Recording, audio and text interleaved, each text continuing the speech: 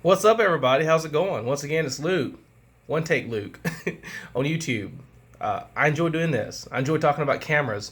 I enjoy probably talking about cameras more than I enjoy using cameras.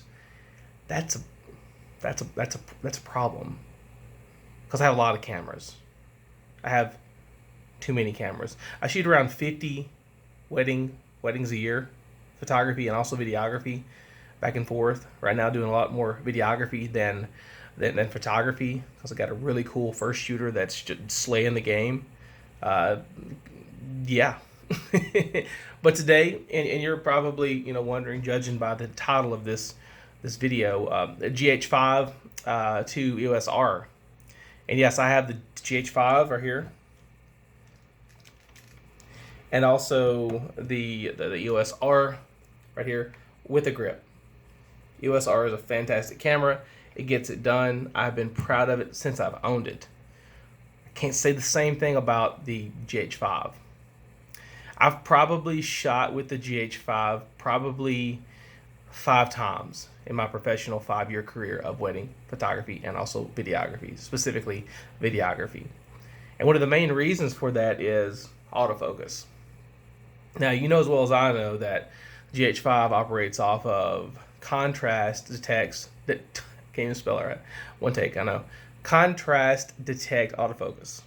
It's different from the dual pixel in relation to phase detect autofocus that Canon has had on their cameras, I believe, ever since the 80D, maybe the T6i, I don't know, but it's on the 1DX Mark II, it's on the 1DX Mark III, it's on the C200, it's on the C300 Mark II. Ask me about that. And also, it's on the EOS R, 6D Mark II as well, 5D Mark IV. You'll notice very quickly when you grab the 5D Mark III and you try to do video, the autofocus doesn't come anywhere near as good as when you're using the 5D Mark IV, much less the GH5. And the GH5 was touted when it was delivered to everybody as a as a professional videography, and it's a fantastic camera. It gets the job done for the filmmaker.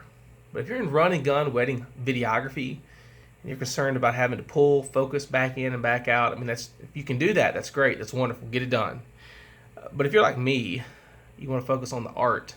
You want to focus on the tap touchscreen autofocus features of a mirrorless camera, then the GH5 is not for you because it's going to hunt. It's going to go in. It's going to go out. It's going to do the same thing Nikons do, D750, D810, D800, and everything before and everything after, all the way up to the Z6 and the Z7. The Z6 and the Z7, let's do it again. The Z6 and the Z7 both have phase detect autofocus, which is in relation to sorta like dual pixel, but not quite. Sony implements phase detect autofocus. Nothing beats dual pixel autofocus. That is on the Canons. The tap touchscreen is intuitive. It's insanity. It's just, trust me, if you're in the market for a camera and you don't mind shooting 1080p, 60 frames per second, you're a run and gun filmmaker, look no further than the EOS R. Why? Well, because the EOS R gets it done. It's a Canon camera. It just feels right in the hands. I'm not saying the GH5 doesn't feel right in the hands, especially if you were to put a grip on it. It just isn't the camera that a full frame camera is. Specifically, when you're rocking this thing, you got a micro 4/3 sensor, tiny little sensor. Just, I mean, it's the micro 4/3 system is great. It's wonderful, smaller file sizes. But I've noticed with the GH5 that low light capacity is it's horrendous. If you want to go try to get lower f-stop lenses, I mean, they're going to set you back pretty heavily. If you're going to go with lower f-stop value lenses for the EOS R, then you're going to pay a lot too. You got to pay to play. I've said that from the beginning. I keep saying it.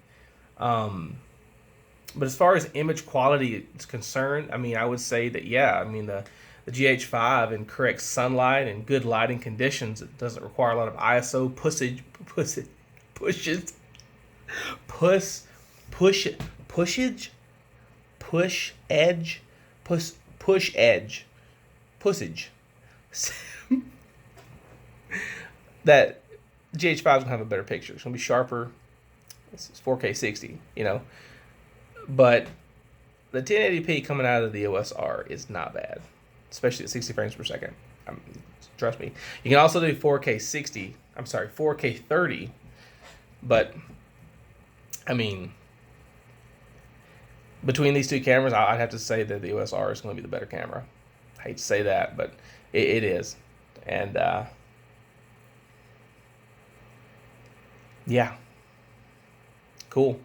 And also, I'm just going to do a giveaway because I really don't use the GH5 anymore.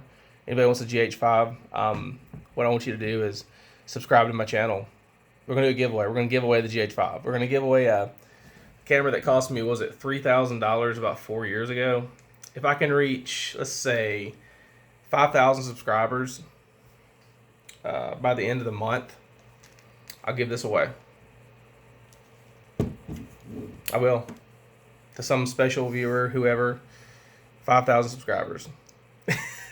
There you go. So that's my review. Definitely gonna pick the EOS R over the GH5.